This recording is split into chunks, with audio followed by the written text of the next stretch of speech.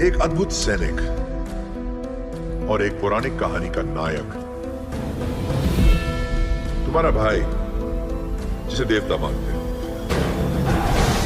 जब वो आएंगे, और वो जरूर आएंगे,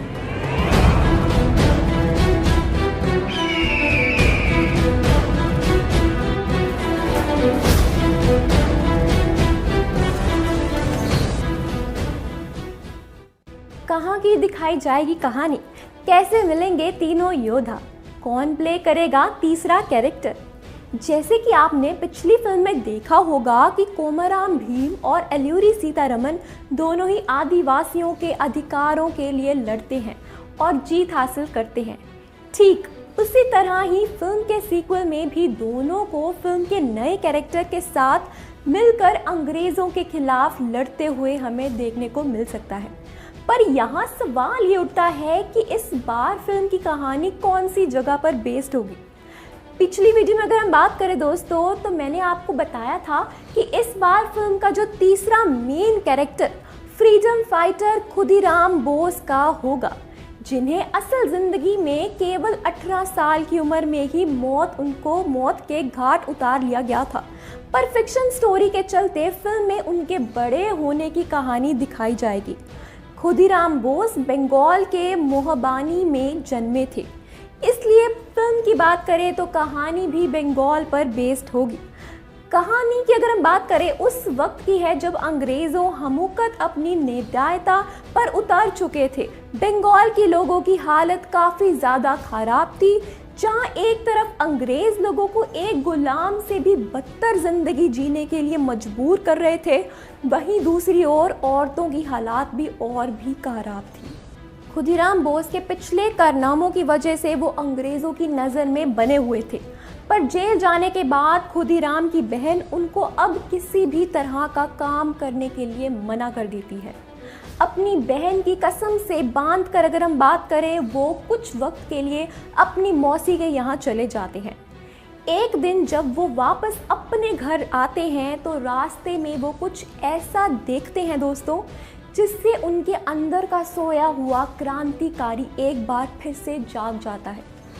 खुदीराम बोस जब अपनी मौसी के यहाँ थे तब उन्हें कोमाराम भीम और एल्यूरी के बारे में पता चलता है।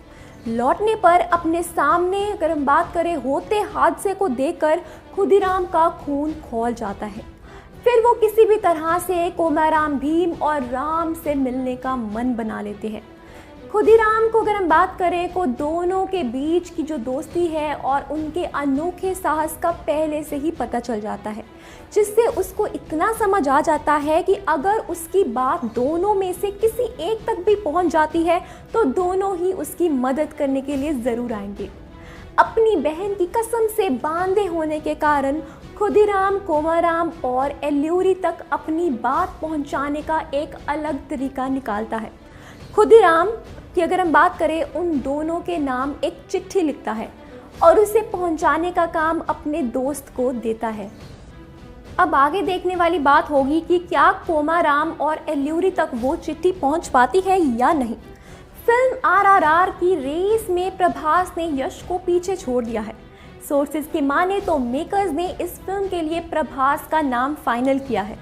प्रभास को हम सभी बाहुबली में उनके दमदार एक्टिंग से जान चुके हैं। ऐसे में अगर RRR में खुदीराम बोस के कैरेक्टर को प्ले करते हैं तो ज़रा सोचिए दोस्तों, फिल्म को कितना हाइप मिलने वाला है।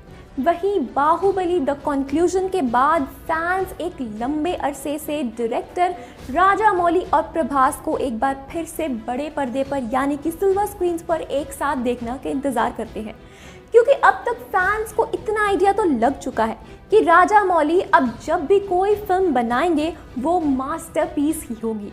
जहां उड़ती हुई खबरें बता रही हैं दोस्तों कि फिल्म में प्रभास की एंट्री हो सकती है, वहीं दूसरी ओर मेकर्स ने इस बात पर अभी तक चुप्पी साधी है दोस्तों। उनकी तरफ से ऐसा कोई भी बयान नहीं आया है। तो दोस्तों आपका क्या कहना है, क्या आप एक्साइटेड है प्रभास को जूनियर NTR और रामचरण के साथ फिल्म में देखने के लिए? अपनी राय हमें कमेंट सेक्शन में ज़रूर बताएं।